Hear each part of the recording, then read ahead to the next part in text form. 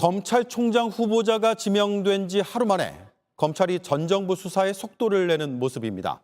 오늘 대통령 기록관을 두 차례 압수수색했습니다. 문재인 정부 때 일어난 어민 북송 사건과 월성 원전 폐쇄 사건에 대한 대통령 기록물을 들여다보기 위해서입니다. 김지성 기자입니다. 탈북 어민 북송 사건을 수사 중인 서울중앙지검이 세종시 대통령 기록관을 압수수색했습니다. 지난 2019년 문재인 정부는 동료 선원 16명을 살해한 걸로 추정되는 탈북 어민 2명을 닷새 만에 북한으로 돌려보냈습니다. 탈북민 조사는 길게는 몇 달이 걸리기도 합니다.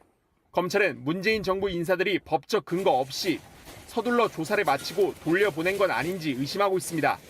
검찰이 주목하는 건 당시 정부 의사결정 과정이 담긴 문서들입니다. 특히 국정원과 국방부, 통일부의 컨트롤타워 역할을 했던 청와대 국가안보실 문서를 집중적으로 들여다볼 것으로 보입니다.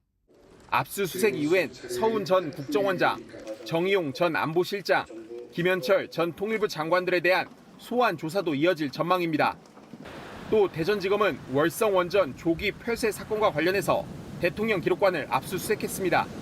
검찰은 문재인 정부 당시 청와대가 월성 원전 1호기를 조기 폐쇄하도록 산업통상자원부와 한국수력원자력에 지시한 걸로 의심하고 있습니다.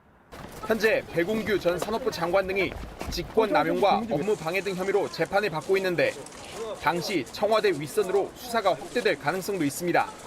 각각 다른 검찰청에서 동시에 대통령 기록관을 압수수색한 건 이번이 처음입니다. 검찰이 대통령 비서실과 국가안보실 등에서 만든 주요 자료가 보관된 대통령 기록관 압수수색에 나서면서 전 정권 수사에 속도가 붙을 거란 분석이 나옵니다. JTBC 김지성입니다.